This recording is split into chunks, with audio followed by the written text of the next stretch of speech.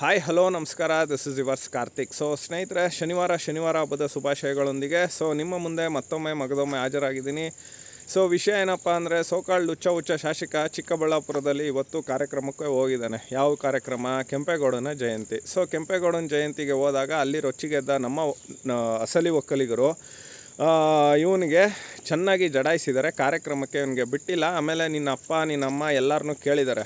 ಅವ್ರು ಕೇಳಿರೋದ್ರಲ್ಲಿ ಯಾವುದು ತಪ್ಪಿಲ್ಲ. ನನ್ನಂಥವನಾಗಿದ್ದರೆ 4 ತದುಕುವೆ ಇವನಿಗೆ ನಿಜವಾಗ್ಲೂ. ಇವನು ಒಕ್ಕಲಿಗರು ವಿಷಯಕ್ಕೆ ಏನಕ್ಕೆ ಬಂದ ಒಂದು. ಈಗ ನಾವು ಆಮೇಲೆ ನಾನು OBC ಶಾಸಕ, ನನ್ನನ್ನು ಬೆಳೆಯೋಕ್ಕೆ ಬಿಡಬಾರ್ದು, ಹಂಗೆ ಹಿಂಗೆ ಅಂತ ಏನೇನೋ ಹುಚ್ಚು ಎಷ್ಟೇ ಅಲ್ಲಿ ಅವನು ಹುಚ್ಚ ಏನೇನೋ ಮಾತಾಡಿದ್ದಾನೆ.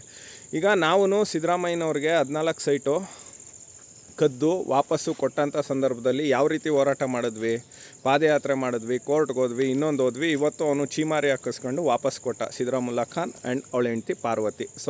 ತಲೆ ಹಿಡಿದು ತಲೆ ಹೊಡೆದಿದ್ರಲ್ಲ ಆ ಸೈಟ್ಗಳು. ನೀನು ಹಂಗೆ ಮಾಡು. ಈಗ ಕುಮಾರಣ್ಣ 70 ಲಕ್ಷದ ವಾಚ್ ಹಾಕಿದ್ದಾನೆ, 80 ಲಕ್ಷದ ವಾಚ್ ಹಾಕಿದ್ದಾನೆ ಮುಖ್ಯಮಂತ್ರಿ ಆದಾಗ. ಅದು ಬೆಳಗ್ಗೆ ಬೇರೆ ಡೈಲಾಗ್ ಹೊಡಿತೀಯ ಅಲ್ಲಿ. ನಾನು ಹೇಳಿದ್ದು ಬ್ರದರ್, ಮುಖ್ಯಮಂತ್ರಿ ಆದಾಗ ಈಗಲ್ಲ ಅಂತ. ನೀನು ನಿಜವಾಗ್ಲೂ ಗಂಡಸಾಗಿದ್ರೆ ಅದಕ್ಕೆ ಹೇಳಿರೋದವರು ನಿಮ್ಮ ಅಪ್ಪ ಯಾರೋ ನಿಮ್ಮ ಅಮ್ಮ ಯಾರೋ ಅಂತ. ಯಾಕೆ ಅಂದರೆ ನಮ್ಮಂಥವ್ರು ಕೇಳಲ್ಲ, ಸಂಸ್ಕಾರದಿಂದ ಮಾತಾಡ್ತೀವಿ ನಾವು. ನಾವು ಕೇಳ್ತಾ ಇದ್ದೀವಲ್ಲ, ನಿನ್ನ ನೆಟ್ಟಿಗೆ ನಿಮ್ಮ ಅಪ್ಪ ಅಮ್ಮನಿಗೆ ಮಗನಾಗಿ ಹುಟ್ಟಿದರೆ ನೀನು ಪ್ರೂವ್ ಮಾಡೋ. 70 ಲಕ್ಷದ ವಾಚ್ನ ವೀಡಿಯೋದಲ್ಲಿ ತೋರಿಸು. ಈಗ ನಾವೆಲ್ಲ ನಮ್ಮ ಅಪ್ಪ ಅಮ್ಮದಿರಿಗೆ ಹುಟ್ಟಿರೋದಕ್ಕೆ ಸಿದ್ದರಾಮಯ್ಯ ಹಾಕಿರೋ ಟ್ಯೂಬ್ಲೈಟ್ ವಾಚ್ನ ಇವತ್ತೂ ಅದೇನು ಒರಿಜಿನಲೋ ಡೂಪ್ಲಿಕೇಟೋ ಗೊತ್ತಿಲ್ಲ, ಅದ್ರ ಬಗ್ಗೆನೂ ಕತೆಗಳು ಹೇಳ್ತಾರೆ. ಇರಲಿ, ಅದನ್ನು ತೆಗ್ಸೋವ್ರಿಗೆ ಬಿಡಲಿಲ್ಲ. ಯಾಕೆಂದರೆ ನಮ್ಮ ಅಪ್ಪ ಅಮ್ಮನಿಗೆ ನಾವು ಹುಟ್ಟಿರೋದು ಕುಮಾರಸ್ವಾಮಿ ಅಥವಾ ನಕಲಿ ಅಥವಾ ಯಾರು ಅಸಲಿಯಾಗಿರ್ತಾರೆ ಅವರೆಲ್ಲ. ನೀನು ಮಾಡೋ ಆ ಕೆಲಸನ.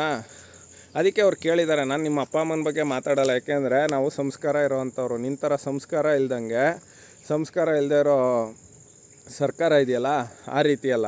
ನಿನಗೆ ಮಾಡಿರೋದ್ರಲ್ಲಿ ಯಾವುದೇ ರೀತಿ ಒಂದು ತಪ್ಪಿಲ್ಲ, ಮಾಡಿರೋದು ಒಳ್ಳೆಯದು. ನಿನಗೆ ನನ್ನಂಥವನಾಗಿದ್ದರೆ, ನನ್ನಂಥ ಮನಸ್ಥಿತಿ, ನನ್ನಂಥ ಮನೋಭಾವನೆ ಆಗಿದ್ದರೆ, ಒಂದು ನಿನ್ನ ಮುಖಕ್ಕೆ ಮಸಿ ಬಳಿತಿದ್ದೋ, ಇನ್ನೊಂದು ತದುಕ್ಬಿಡೋವು. ನೀನು ಮಾಡೋ ಮಾರಾಯ, ಆರೋಪ ಮಾಡು. ನಿನ್ನ ಯೋಗ್ಯತೆಗೆ ನೀನು ನಾಯಿ, ಎರಡು ನಾಲ್ಗೆ ನೀನು. ಸುಧಾಕರ ನಿಂತಾಗ ಏನಂದಿದೆ, ಒಂದೇ ಒಂದು ಓಟ್ ಬಂದ್ರೂ ನಾನು ರಾಜೀನಾಮೆ ಕೊಡ್ತೀನಿ ಅಂತ ಹೇಳಿದೆ. ಆಯಿತು, ಅವರೇನೋ ಬಂದು ಅದೇ ಚಾಲೆಂಜನ್ನ ಆಕ್ಸೆಪ್ಟ್ ಮಾಡಲಿಲ್ಲ. ನೀನು ತುಂಬ ಉತ್ತಮ ಅದಲ್ವಾ, ನೀನು ಬಾಯಲ್ಲಿ ಹೇಳಿದ್ದೆ ಅಲ್ವಾ, ನೀನು ಮಾಡಬೇಕಿತ್ತು. ಹೌದಪ್ಪ, ನಾನು ಹೇಳಿದ್ದೆ, ನಾನು ರಾಜೀನಾಮೆ ಕೊಡ್ತಿದ್ದೀನಿ ಅಂತ.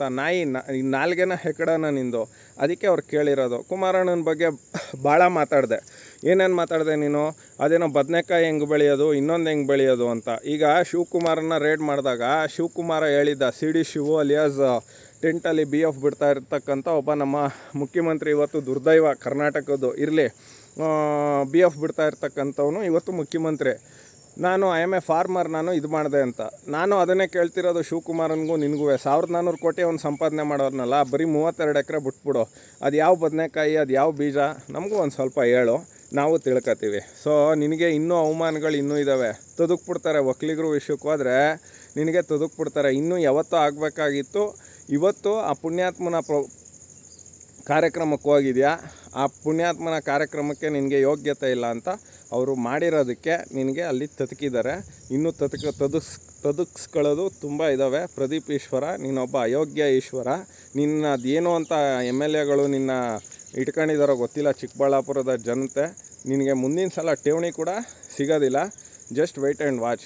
ನೀನು ಈ ಮಟ್ಟಕ್ಕೆ, ಈ ಪಾರ್ಟಿಗೆ ದುರಂಕಾರದಲ್ಲಿ ಮಾತಾಡಿದ್ರೆ ಯಾರೋ ಬಿಡ್ತಾರೆ. ನಾವು ಸಿದ್ದರಾಮಯ್ಯನ ವಿರುದ್ಧ ಹೋರಾಟ ಹೆಂಗೆ ಮಾಡಿದ್ವಪ್ಪ? ಪಾದಯಾತ್ರೆ ಮಾಡ್ದೋ, ಕೋರ್ಟ್ಗೆ ಹೋದೋ, ಇನ್ನೊಂದಿಗೆ ಹೋದೋ. ನೀನು ಹೋಗಿ ಮಾಡು. ಮತ್ತೆ 100 ಎಕರೆ ಅಂತ ಅವ್ನು ಯಾವನ MB ಪಾಟೀಲ ಹೇಳ್ತಾನೆ, ನೀನು ಯಾವನ 35 ಎಕರೆ ಅಂತ ಹೇಳ್ತೀಯ. ಎಲ್ಲನೂ ತೆಗೆದಿಡೋ. ನೀನು ಗಂಡಸಲ್ವೇನೋ? ನೀನು ರಾಜಕೀಯ ಗಂಡಸ್ತನ ಬೇರೆ. ನೀನು ರಿಯಲಾಗಿ ಗಂಡಸಾಗಿದ್ದರೆ ಎಲ್ಲನೂ ಮಾಡು, ಆಮೇಲೆ ನೋಡೋಣ. ಆಮೇಲೆ ಇನ್ನೊಬ್ಬರು ಚಾಲೆಂಜ್ ಮಾಡಿದ್ದಾರೆ, ನೀನು ಸೋಲು ಖಚಿತ. ಸೋತ ಮೇಲೆ ನೀನು ಬಾ, ಚಾಲೆಂಜ್ ತಗೋ. ನಾನು ಸೋತ್ರೆ ಕುಮಾರಸ್ವಾಮಿ ಮನೇಲಿ ನಾನು ವಾಚ್ಮ್ಯಾನ್ ಆಗಿರ್ತೀನಿ, ಇನ್ನೊಂದಾಗಿರ್ತೀನಿ ಅಂತ. ನಿನ್ನಂಥ ಅಯೋಗ್ಯ ದೂರದಿಂದ ಅವ್ರ ಮನೆ ನೋಡೋದಕ್ಕೂ ನಿನಗೆ ಯೋಗ್ಯತೆ ಇಲ್ಲ. ನೀನೇನಾರ ಕಾಲಿಟ್ಬಿಟ್ರೆ ಅಲ್ಲಿ ಬರೀ ವಿಷ ಜಂತುಗಳೇ ಸೃಷ್ಟಿಯಾಗೋಯ್ತವೆ. ಅಂಥ ಅಯೋಗ್ಯ ಮನಸ್ಥಿತಿ ಇರೋವಂಥ ಒಬ್ಬ ಅಯೋಗ್ಯ ಈಶ್ವರ ನೀನು. ನಿಮ್ಮ ಅಪ್ಪ ಅಮ್ಮ ಎಂಥ ಒಳ್ಳೆ ಹೆಸರಿಟ್ಟಿದ್ದಾರೆ, ಪ್ರದೀಪ್ ಈಶ್ವರ ಅಂತ. ಹೆಸ್ರಿಗೆ ತಕ್ಕಂತೆ ಬಾಳು. ಇಲ್ಲಾಂದರೆ ಬೇಡ. ನಮ್ಮ ಮಂಡ್ಯ ಹಾಸನ ಭಾಷೆಯಲ್ಲಿ ಬೇರೆ ಬಾತ್ಗಳು ಬಂದ್ಬಿಡುತ್ತೆ ಅಯೋಗ್ಯಂತಂದು. ಸ್ನೇಹಿತರೆ, ಇದಾಗಿತ್ತು ಈ ಹೊತ್ತಿನ ವಿಶೇಷ.